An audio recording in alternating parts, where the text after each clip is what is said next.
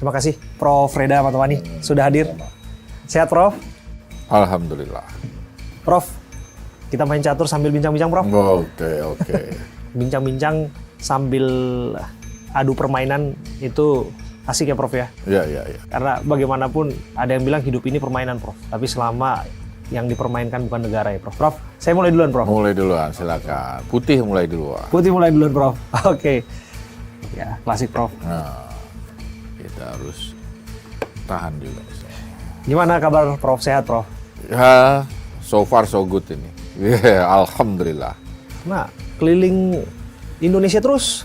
Ya, memang saat ini lagi safari nih keliling Indonesia. Kita dalam rangka tadi sosialisasi untuk kerjasama dalam memantau, memonitor pengelolaan keuangan desa.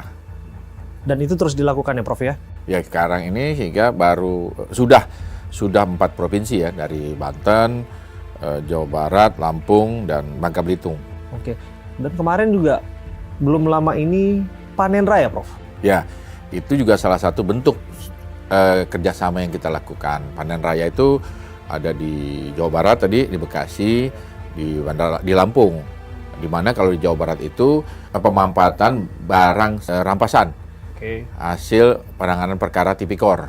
Lahannya berupa sawah 330 hektar.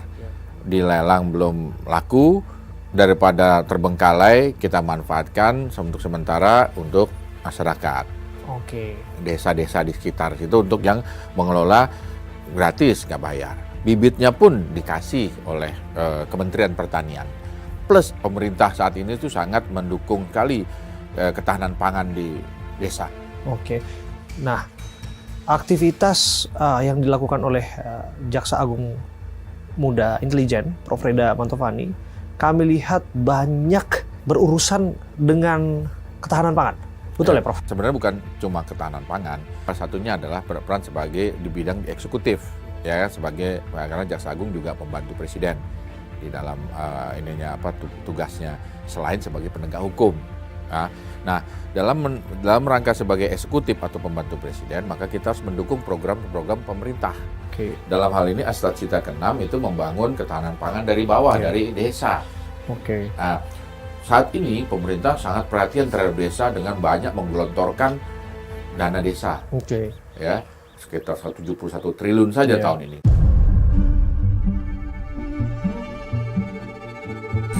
Tahun depan itu akan lebih banyak lagi. Plus ada untuk Koperasi Merah Putih. Sehingga memang perhatian pemerintah melalui Astracitanya itu untuk mendukung ketahanan pangan di desa. Pemerataan ekonomi di desa. Ada istilahnya membangun desa, membangun Indonesia. Jaga Desa ini kita terbitkan dalam rangka tadi memonitor dana desa yang dikelola pemerintahan desa ini. Digelontorkan uang dari pusat langsung ke rekening desa, terus juga ada dana desa, ada anggaran dana desa dari Pemda setempat dikelola oleh pemerintah desa, dan kita memonitor. Nah, keuangan ini kan sebenarnya mereka sudah ada di dalam sistem keuangan desa, makanya kita itu yang dikelola Kemendagri. Kita juga kerjasama dengan Kemendagri. Ini Menteri Desa juga hadir di sana sebagai ujung tombak. Nah, Kejaksaan itu sebagai yang membantu agar dana desa ini digunakan tepat sasaran.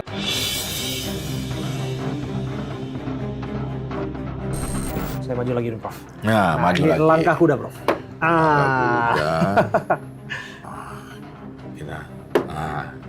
Mencoba mengancam kuda. Mengancam kuda. Kita kan serang adalah pertahanan terbaik. Menyerang adalah pertahanan terbaik. Dalam konteks catur Prof. Oleh kuda catur. Bicara soal tugas-tugas yang dilakukan itu Prof, tentu pasti ada kritik. Yeah. Apa urusan jaksa dengan pangan? Apa urusan jaksa menjaga desa? Yang mana semestinya berurusan dengan tupoksi di bidang penuntutan saja begitu Prof. Pasti Prof juga mendengar gitu ya Prof. Iya, ada. Bagaimana menjawab itu Prof? Nah, kami kan saat ini sosialisasi tentang program aplikasi Jaga Desa ini. Iya. Ini memang baru kami di 4 provinsi. Ini sudah melihatkan hasil sebenarnya. Di mana di tahun ini sampai September ini kepala desa yang terkena masalah hukum di Banten itu 0. Oke.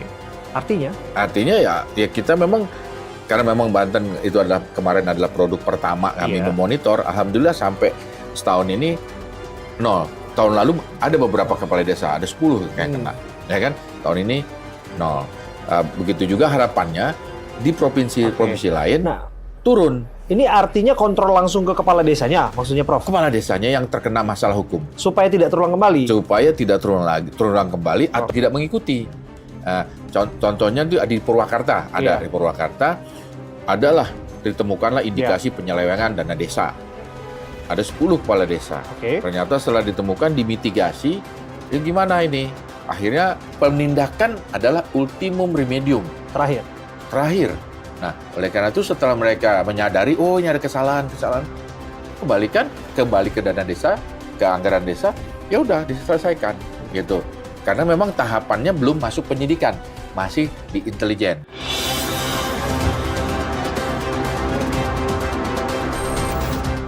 Gitu. Sebab kalau nih kepala desanya bandel, nggak mau kembalikan, misalkan padahal sudah ada indikasi, laporan atau temuan, dia nggak membalikan, ya akhirnya diserahkan ke bidang tipikor atau pitsus. Akhirnya kepala desa itu menggugat kewenangan intelijen di MK.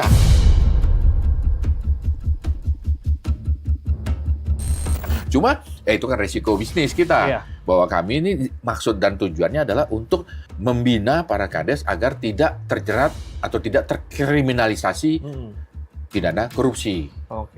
Nah, bukan justru sebaliknya, Prof. Dengan kehadiran jaksa di sana dikhawatirkan justru membuat aparatur desa takut untuk eksploratif dalam apa yang ingin dikerjakan di sana. Atau sebaliknya juga bisa jadi aparat penegak hukum lainnya tidak masuk atau tidak bisa menyentuh pelanggaran-pelanggaran yang mereka lakukan.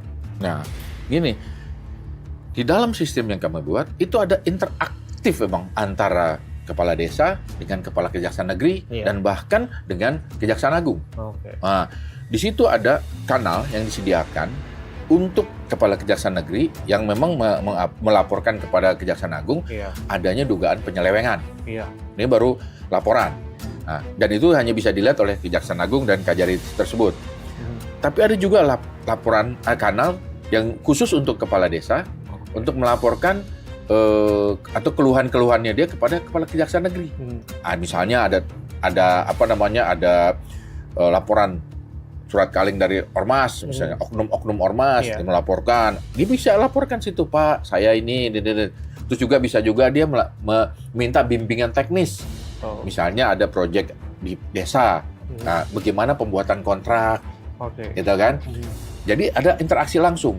Nah, itu akan direspon cepat oleh Kajari.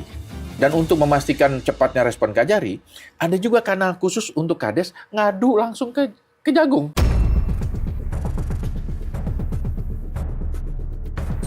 Nah, apa aduannya? Ya Pak, itu ada jaksa meres-meres kami.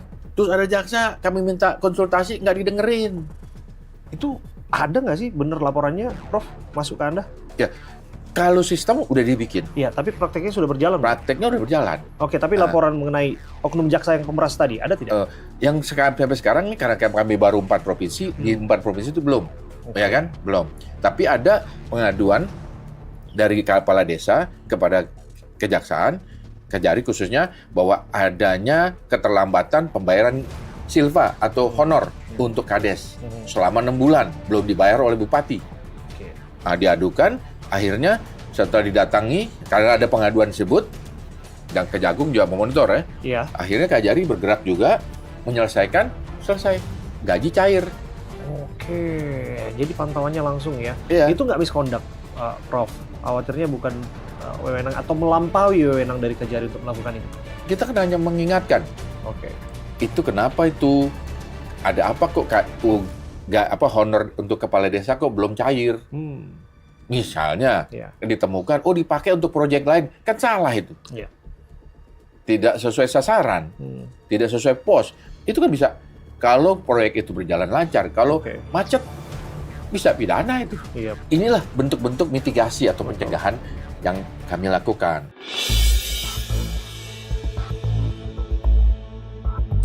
Main lagi ya, Prof ya? Bergerak ke sini, Prof. Mencoba mengancam. Waduh, ancaman balik, ini ancaman balik. Kuda ini langkahnya memang unpredictable, Prof. Antik nih, antik.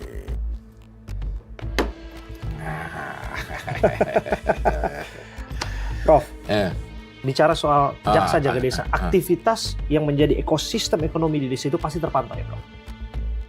kalau mereka melaporkan kepada kami. Oke, tapi paling tidak pun kalau tadi disebutkan bahwa ada upaya untuk jemput bola lah, kira-kira begitu, Prof. Jadi berinteraksi langsung dengan Ya. warga ya, Prof. Yang menjadi pertanyaan, bagaimana memastikan bahwa aktivitas lain selain tanam-nanam di sana juga terpantau? Contoh misalnya tambang-tambang nih, Prof. Yang menarik kan, Presiden kasih atensi soal tambang yang dibackingi oleh jenderal-jenderal atau mantan jenderal, baik latar belakang apapun mereka, itu kemudian harus ditindak apabila ilegal. Ada pernah dengar kan kasus tipikor di pertambangan di Bangka Belitung, PT Timah? Yes. Nah, itu banyak kan? Ya, sudah putusan ya, Prof. Sudah putusan. Nah, di situ ini kan kenapa ada korupsi di situ? Secara garis besar nih saya bilang, itu banyak penambang liar di situ yang menambang di lahannya PT Timah. Nah, ternyata banyak menggunakan source-nya itu adalah yang para penambang liar itu menggunakan rakyat. Oke. Nah, ya rakyat nggak tahu, suruh kerja ya kerja dia. Hasilnya dijual ke CV, Iya. ke PT.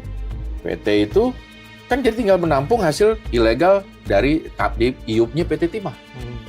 Di sini setelah dikumpulin semua, diolah, dijual kembali ke PT Timah.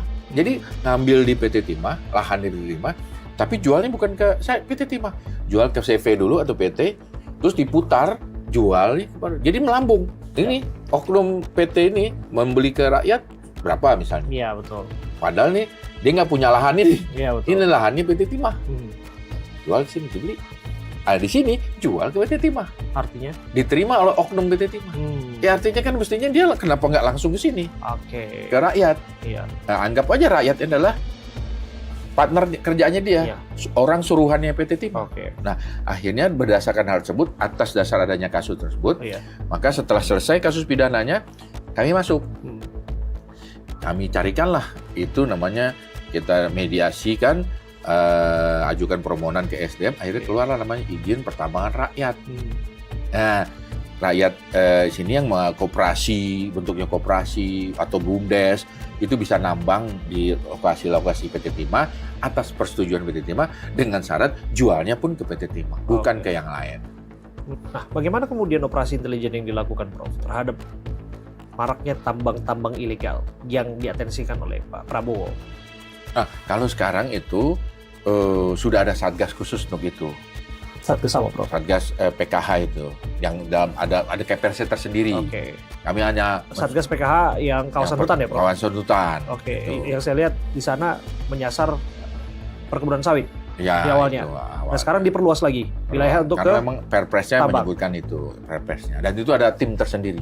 Oh, kalau kami oke. ini setelah selesai kami beresin sistemnya tuh kayak seperti di PT Timah itu, Iya. perkara udah selesai baru kita masuk. Oke.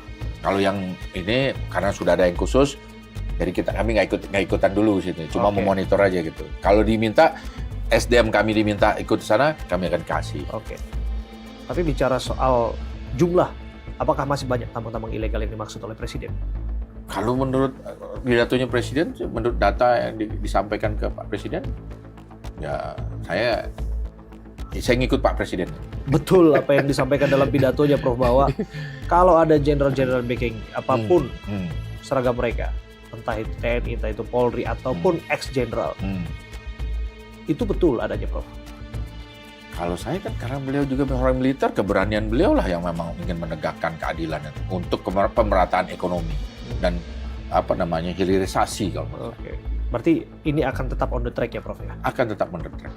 Ke depan operasi mitigasi agar tidak terjadi gesekan yang dikhawatirkan kalaulah disebut ada oknum-oknum di sana kan, Prof. Entah itu oknum berseragam apapun itu, Prof. Tentu kan ini ada lintas institusi, Prof.